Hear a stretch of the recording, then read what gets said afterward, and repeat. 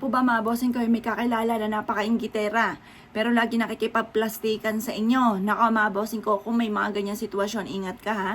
Kasi ang inggit, gagawin niya ang lahat para ikaw'y mapabagsak. Ganun po yan. Pero para sa akin naman, mas mainam na sila naiinggit sa'yo kaysa ikaw naiinggit. Ibig sabihin po nun, higit ka sa kanila kaya sila naiinggit sa inyo. Ganun po yan. Ngayon pa mga bossing ko, kailangan meron tayong proteksyon. Etong aking tuturo, proteksyon pambuong pamilya. 'Di ba meron tayong anti-evil's eye, pangontra sa mga inggitero at inggitera. Ito naman ay sa pamamagitan ng kalabasa. Naniniwala po ba kayo? Asya, kung hindi kayo naniwala, hindi huwag niyong gawin. Pero kung ikay naniniwala, bumili ka ng maliit na kalabasa. Maliit na kalabasa lamang. Or kaya kung ikay magagata ng gulay na may kalabasa, ay di ikaw po pumitas ng mga kahit isang, di ba, hinihiwa-hiwang ganyan. Kahit maliit lang, pero wag naman sobrang liit, yung panakto lamang. Halimbawa, isang slice natin nyo yan sa 6, yung isang buong kalabasa. Yung isang slice noon, ngayon po, isama nyo na pati balat. Magpakulo po kayo mga bossing ko at hiwa-hiwain nyo kahit hindi pino, basta panakto lamang at mapapakuluan ng inyong kalabasa. Ang kalabasa ay hindi lang pampalinaw ng mata. Yan po mga bossing ko ay nagdudulot ng proteksyon para sa buong pamilya. Kung ang inyong anak ay nakakainggitan din or kaya ang inyong karelasyon, minsan kasi hindi natin alam baka sarili lang natin, bawa tayo mga nanay, parang wala naman nainggit sa akin, hindi na ako gagawa. Paano yung anak ninyo? Paano yung karelasyon ninyo?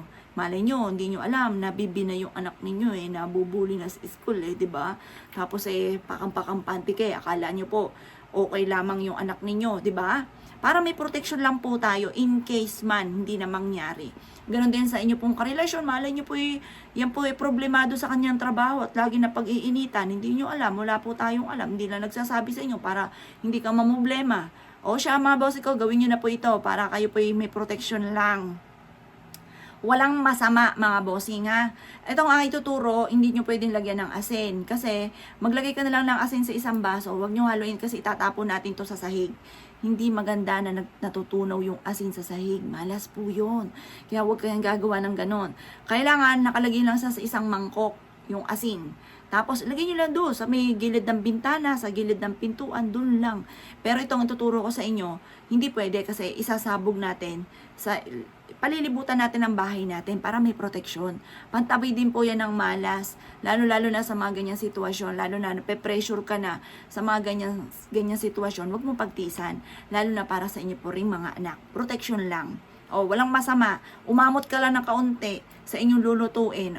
Ngayon pa mga bossing ko, magpakulo ka. Unang kulo, kapag po yan ay kumulo na, okay na po yan. Ang gawin nyo lamang, isama nyo sa pagbubuhos din yung kalabasa ha. Or kaya ilagay sa isang sulok yung kalabasa na buo-buo. Yung tubig, importante po yan. Ngayon pa mga bossing ko, habang binubuhos, kailangan yung umuusok siya kasi yung usok ng pantaboy ng malas po yun. Pagka ito ay kumulo na, okay na po yan. Pwede nyong itabi yung mga in-slice niyong kalabasa sa gilid ng pintuan ng gate, doon nyo siya ilagay. Ngayon pa mga bossing ko, ibuhos niya, paikutan nyo ang bahay ninyo. Ngayon pa mga bossing ko, or kaya sa may main door, or kaya sa tindahan ninyo, pwede rin po yan. Tapos maglagay ka ng isang baso na, or kaya isang mangkok na asin, sa may gilid ng inyo pong sa harapan ng inyong negosyo. Isang mangkok hindi nyo ibubuhos, isang mangkok lamang or isang baso na asin sa gilid ng pintuan ng inyong main door. Proven po yan. Goodbye chismosa, goodbye intrigera yan. Yung mga intrigerang yan, mga chismosa, pakilamera, napaka-inggitera. Yan, mga bossing, goodbye na po dyan. Ngayon pa mga bossing ko, bukod sa panalangin na pinaka-numero 1 bago umalis ng inyong bahay, ipagdasal niyo lahat ng miyembro ng pamilya na maligtas saan man sila tutungo at malayo sa mga nakaka-pressure na kaganapan. Kaya kung ikinaniwala at gagawin niyo po ito, huwag ka na po magpatumpik-tumpik pa. Proven po yan mga bossing ko. At kayo mismo ay ma-amaze sa dami ng blessing na darating sa inyo. Kaya kung ikinaniwala, ay siya mga boss. Good luck po sa inyo po lahat.